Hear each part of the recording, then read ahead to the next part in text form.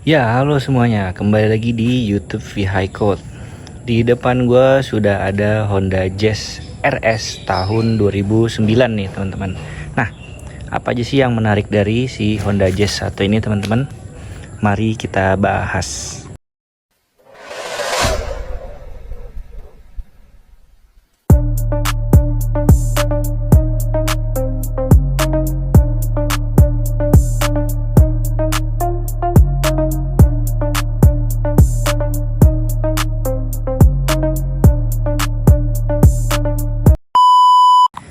Ya, oke. Gue bakal cerita sedikit tentang sejarah atau perjalanan dari Honda Jazz itu sendiri ya, teman-teman.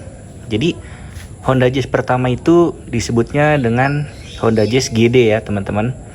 Itu tuh dari tahun 2001 sampai 2007. Nah, sedangkan mulai dipasarkan di Indonesia itu mulai tanggal 19 Februari 2004, teman-teman. Jadi, masuk Indonesia itu Jazz GD itu pertama tahun 2004 dengan hanya satu pilihan ya teman-teman, mesin 1500 dan dia masih IDSI. Sedangkan di luar itu ada yang sudah VTEC dan sudah 1500 juga teman-teman, ada yang 1300 juga gitu. Nah, setelah si Jazz GD itu nih teman-teman, lanjutlah ke Jazz yang seri ini teman-teman. Namanya itu GE8. Dia itu mulai dari 2007, 2008 sampai 2013 teman-teman. Kemudian dilanjutkan sama Jazz dengan tipe GK5. Itu dari 2013 sampai 2021 hingga disuntik mati ya teman-teman. Langsung diganti sama City Hatchback. Nah, kenapa sih gue mau bahas Honda Jazz ini teman-teman? Yang pertama, karena Honda Jazz itu di Indonesia udah discontinue ya, sudah digantikan dengan Honda City Hatchback. Nah, kebetulan yang ada di depan gue ini adalah Jazz GE8 tahun 2009 nih teman-teman. Yang dimana ini tuh merupakan Jazz yang bentuknya paling gue suka ya.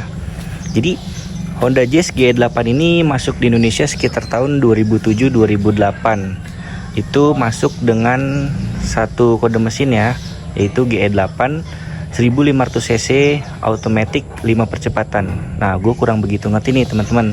Di Jazz GE8 ini ada beberapa tipe kan ya, ada tipe A, tipe S, tipe RS. Nah, sedangkan di yang gue bingung itu apakah di tipe A Jazz GE8 itu ada yang transmisinya manual. Coba teman-teman yang tahu boleh komen di bawah ya. Oke, tanpa berlama-lama lagi, gue bakalan ngebahas si Honda Jazz GE8 yang ada di depan gue ini teman-teman. Kondisinya bagaimana? Jadi BTW ini kalau dari eksterior itu semua full original ya teman-teman. Dari cat, tetapi ada beberapa repaint seperti di bumper lah kayaknya.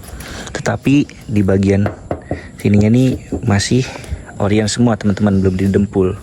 Termasuk di headlamp depan, bodi samping. Nah, ini dia teman-teman. Yang menarik dari Honda Jazz juga, dia walaupun mobilnya kecil ya, kayak ya hatchback mini gitu, tapi dia punya kaca depan yang lebar nih teman-teman. Dan juga pilar depannya ini, kaca depan ini lumayan gede teman-teman. Nih bisa dilihat dari dalam. Tuh. Itu tuh lumayan gede ya teman-teman di ukuran mobil yang sekecil dan se-impact ini. Oke, lanjut ke bagian belakang nih teman-teman. Ini juga yang gue suka dari si Jazz GE8 ini teman-teman. Tetapi setelahnya ini itu ada yang versi facelift lagi teman-teman, sebelum digantikan ke GK5, yang dimana dia lampu belakangnya tuh bening teman-teman. Jadi dia nggak pakai stop lamp merah gini, tapi dia bening dan dia pakai lampu LED gitu teman-teman. Ini bagian belakangnya. Cuman custom plat aja, emblem masih ada semua RS, ada emblem VTEC. Ini cuma ada tambahan sedikit aksen-aksen karbon nih teman-teman. Ya, oke, lanjut kita ke bagian kaki-kaki nih teman-teman.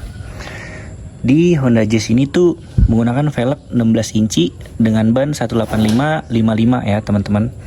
Nah, kerennya itu Honda Jazz ini dia depan belakang tuh disc teman-teman. Depan belakang tuh remnya cakram ya. Nah, yang belakang itu dia juga pakai ring 16, cuman bannya 185/55. Ya, oke, lanjut ke bagian interior nih, teman-teman. Di sini setirnya masih original ya, teman-teman. Makanya sampai gini kulitnya.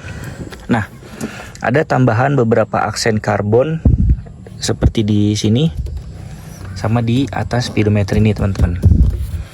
Nah, di Honda Jazz ini itu latchnya ada dua, teman-teman, di sebelah kiri ini nih.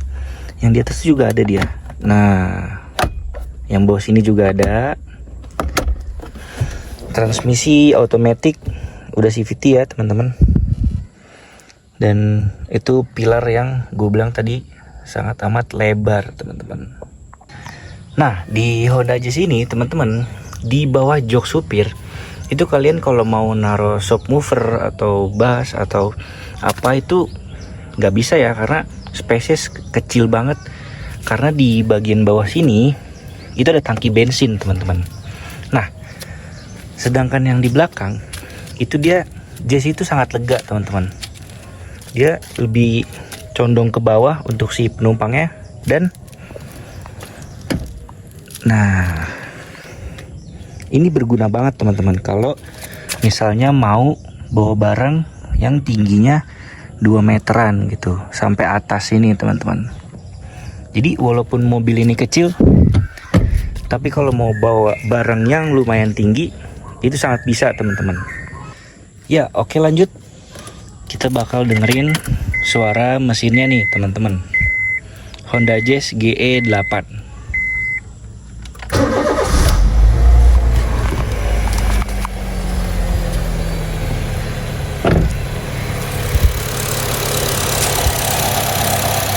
Ya, ini dia suara dari mesin Honda Jazz GE8 1500 cc iVTEC, menghasilkan tenaga 120 horsepower dan 145 Nm torsi nih, teman-teman.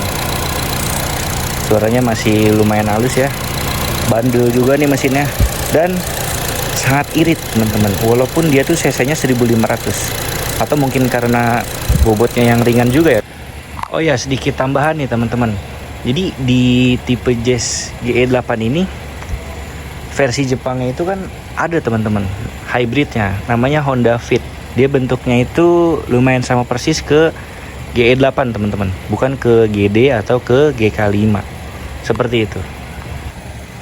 Oke, mungkin cukup sekian video yang dapat gue bahas dari si Honda Jazz GE8 tahun 2009 ini, teman-teman. Mungkin bagi teman-teman ada yang lebih tahu dan lebih mengerti soal Jazz di Indonesia, boleh banget kok komen di bawah. Dan kalau dari penjelasan gue tadi ada yang salah, mohon dikoreksi di kolom komentar ya, teman-teman. Jangan lupa like, komen, dan subscribe. Sampai jumpa di video selanjutnya.